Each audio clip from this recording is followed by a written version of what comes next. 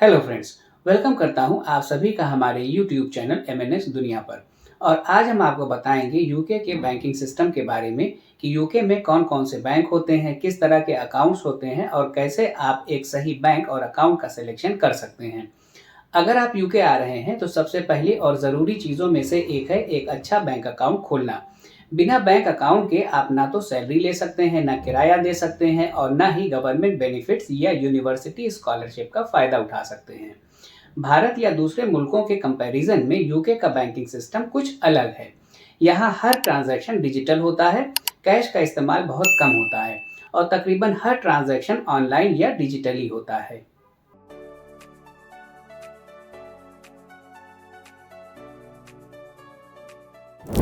UK में bank mainly चार type के होते हैं। सबसे पहला है हाई स्ट्रीट बैंक्स। ये बड़े नाम हैं जिन्हें आप हर हाई स्ट्रीट पर देखेंगे, जैसे बार्कलेज, लॉयड्स, एचएसबीसी, नेटवेस्ट और सेंटेंडर वगैरह। ये ट्रेडिशनल बैंक हैं जिनकी ब्रांचेस हर शहर में मिलती हैं। दूसरा टाइप है डिजिटल ओनली बैंक, जिन्हें नियो बैंक भी कहा जाता है, जैसे मोन्जो, स्टारलिंग और रेवोलूट, जो पूरी तरह मोबाइल ऐप पर बेस्ड होते हैं और ब्रांचलेस होते हैं। तीसरा है बिल्डिंग सोसाइटीज, जैसे नेशन वाइड और यॉर्कशायर बिल्डिंग सोसाइटी, जो ट्रेडिशनल बैंक की तरह ही होते हैं लेकिन कमर्शियल नहीं होते और अपने कस्टमर को प्रॉफिट या फायदा देते हैं। इनके पास अक्सर सेविंग या बॉन्ड्स के लिए बढ़िया रेट्स भी होते हैं। नेक्स्ट है चैलेंजर बैंक्स, जैसे मेट्रो बैंक और एटम बैंक। ये नए ज़माने के बैंक हैं और यूके के ट्रेडिशनल बैंकों को चुनौती देते हैं। हर टाइप के बैंक के अपने फायदे और नुकसान हैं, इसलिए किसी भी बैंक को सेलेक्ट करते वक्त सोचें कि क्या आप पर्सनल असिस्टेंस वाला बैंक चाहते हैं या एक शानदार ऐप बेस्ड एक्सपीरियंस को पसंद करते हैं। यूके में बैंक अकाउंट्स भी कई तरीके के होते हैं। सबसे बेसिक होता है बेसिक बैंक अकाउंट, जो उन लोगों के लिए होता है जिनके पास क्रेडिट हिस्ट्री नहीं होती, जैसे नए माइग्रेंट्स। ये पैसे पाने और पेमेंट करने के लिए एक नो फ्रिल्स खाता है। यह आमतौर पर ओवरड्राफ्ट की फैसिलिटी नहीं देता है। इसके बाद आता है करंट अकाउंट, जो रोजमर्रा की बैंकिंग के लिए इस्तेमाल किया जाता है। आपकी तनख्वाह इसमें जाती है और आप इसका इस्तेमाल बिल, खरीदारी या कैश विड्रॉल के लिए कर सकते हैं। ये ज़्यादातर डेबिट कार्ड के साथ आते हैं।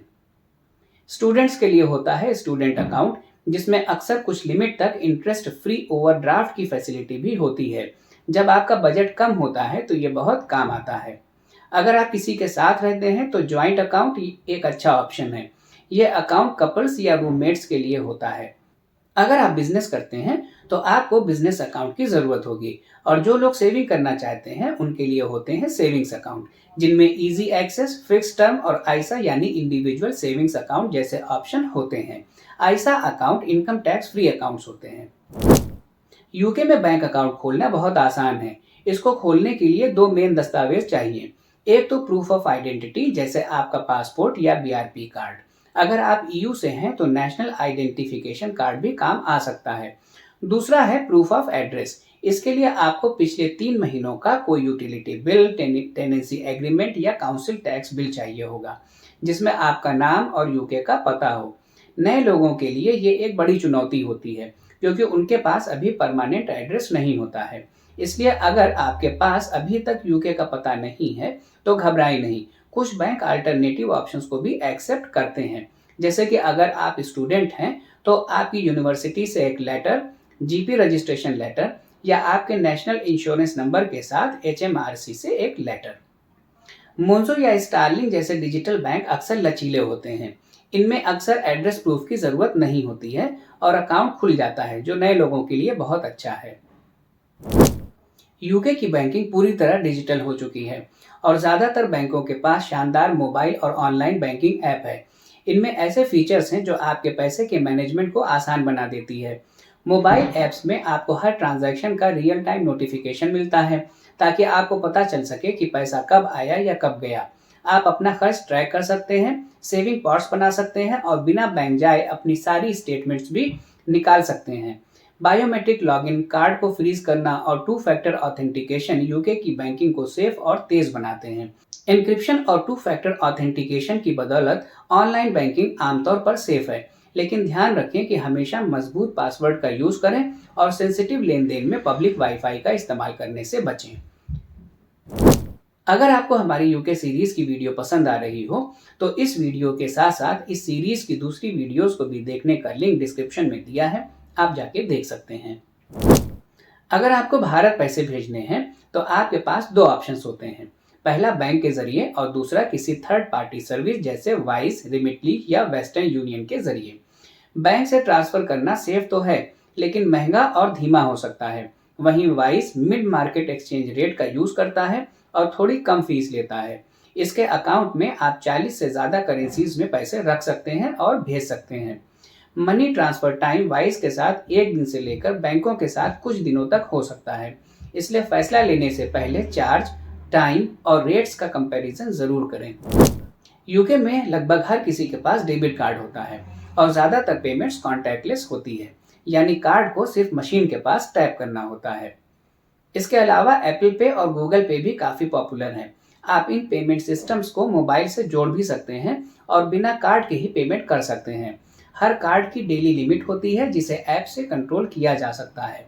कॉन्टैक्टलेस ट्रांजैक्शन सेफ होता है, इसमें डेली लिमिट और एन्क्रिप्शन है, लेकिन हमेशा अपने लेन देन को चेक करें कि कहीं कोई सस्पिशियस रिक्वेस्ट तो नहीं है।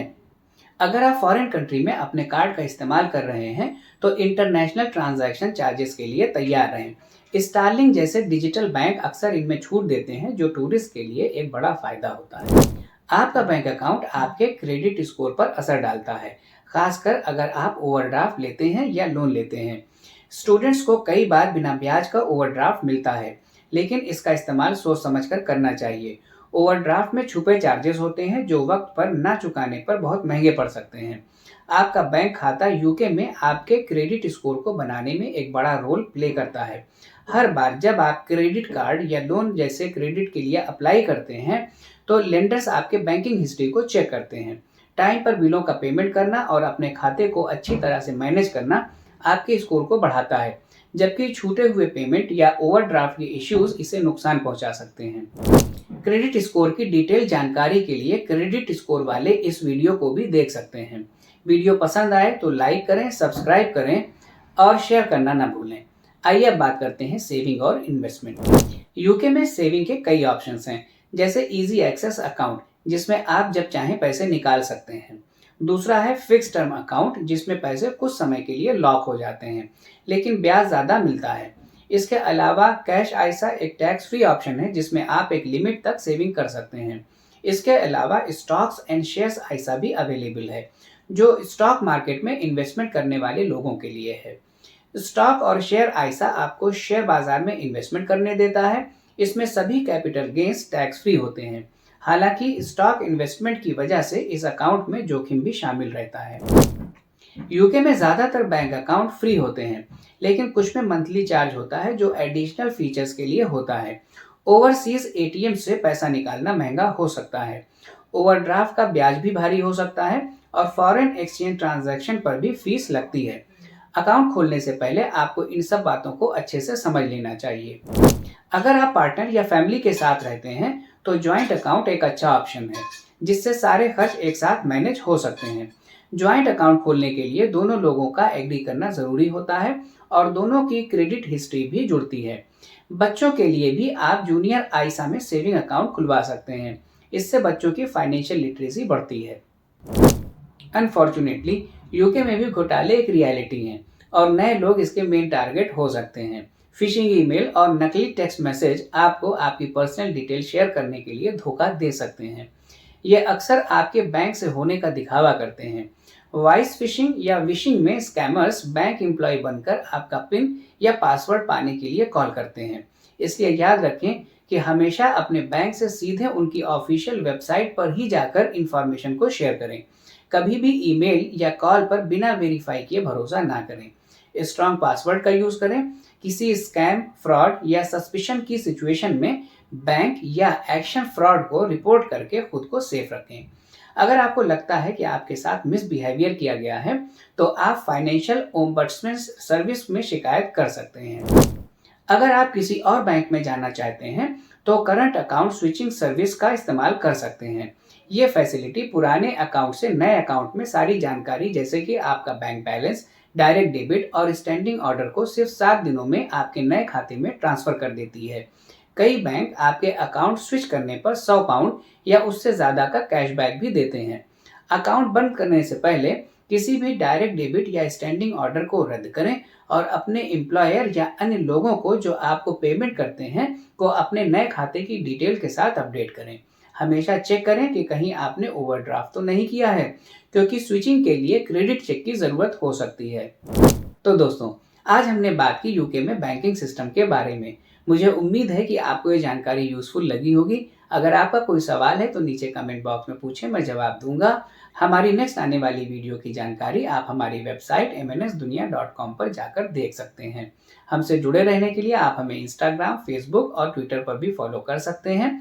वेबसाइट और सोशल मीडिया हैंडल का लिंक नीचे डिस्क्रिप्शन में दिया हुआ है, आप वहां जाकर लिंक पर क्लिक कर सकते हैं। देखने के लिए बहुत शुक्रिया। लाइक कीजिए, सब्सक्राइब कीजिए। मिलते हैं अगली बार एक नई वीडियो में एमएनएस दुनिया के साथ।